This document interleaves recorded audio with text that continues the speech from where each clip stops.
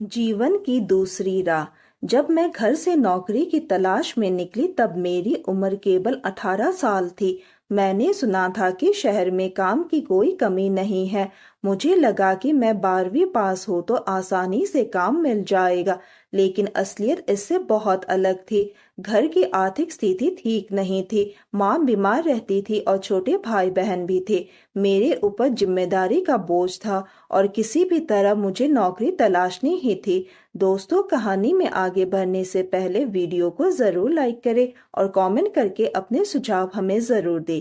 आपकी राय हमारे लिए बहुत महत्वपूर्ण है। शहर में आकर मेरी मुलाकात सीमा से हुई। उसने मुझसे कहा कि वह मुझे काम दिला सकती है, लेकिन काम रात में करना होगा। मैंने कुछ सोचा और फिर हामी भर दी। सीमा मुझे एक डांस बार में लेकर गई और वहां के मैनेजर से मेरी मुलाकात करवाई। उन्होंने मुझसे पूछा, तुम्हें डांस करना आता है? मैंने हिचकिचाते हुए कहा, हाँ, थोड़ा बहुत कर लेती हूँ। पहली बार जब मैंने स्टेज पर डांस किया तो मेरे पैर कांप रहे थे, लेकिन धीरे धीरे आदत हो गई। समय बीतता गया और अब मैं 28 साल की हो चुकी थी। इन 10 सालों में क्या क्या गुजर गया पता ही नहीं चला। मेरे छोटे भाई बहन बड़े हो गए थे, पढ़ाई पूरी कर रहे थे। एक दिन माँ मुझसे मिलने शहर आई। उन्होंने मुझसे पूछा, तुम इतनी रात को सज धज कर कहाँ जा रही हो? मैंने झूठ बोलते हुए कहा, माँ, मैं कॉल सेंटर में काम करती हूँ और मेरी ड्यूटी रात में होती है। माँ ने कुछ नहीं कहा, लेकिन उनके दिल में शक पैदा हो गया। कुछ दिनों बाद माँ ने मेरी जासूसी करने की सोची। वह चुपचाप मेरे पीछे पीछे चलने लगी। एक दिन वह उस जगह तक पहुंच गई जहां मैं काम करती थी। माँ ने मुझे स्टेज पर डांस करते हुए देख लिया। वह बिना कुछ कहे वापस चली गई, लेकिन इस घटना के बाद मुझे बहुत अपराध बोध हुआ।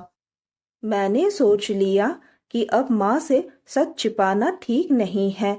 एक महीने बाद मैंने माँ को सब कुछ बताने का फैसला किया। जब मैंने माँ को अपने काम के बारे में बताया तो माँ ने शांत स्वर में कहा, बेटी, मुझे पहले से ही पता है कि तू एक नाचने वाली है। यह सुनकर मैं हैरान रह गई। मैंने माँ से पूछा, आपको कैसे पता है? माँ ने कहा, मैं हर रात तेरे पीछे आती थी और तेरे लौटने से पहले घर आ जाती थी। मुझे पता है तूने यह सब हमारे लिए किया है ताकि घर का खर्चा चल सके। मुझे रोना आ गया और मैंने कहा, माँ, अब मैं यह काम करते करते थक गई हूँ। मुझे यह सब पसंद नहीं है। माँ ने मुझे प्यार से देखा और कहा, तो गांव वापस चल। उसी दिन हम गांव लौट आए। गांव में आने के बाद मैंने देखा कि माँ एक कमरे की सफाई कर रही थी। मैंने उनसे पूछा, आप ये कमरा क्यों साफ कर रही हो? माँ मुस्कुराते हुए बोली, थोड़ा सब्र कर, तुझे जल्द ही पता चलेगा। थोड़ी देर बाद मेरी बहन कुछ बच्चों को लेकर आई और मेरे भाई ने एक साइन बोर्ड लेकर आ गया। मैंने आश्चर्य से पूछा, यह सब क्या हो रहा है?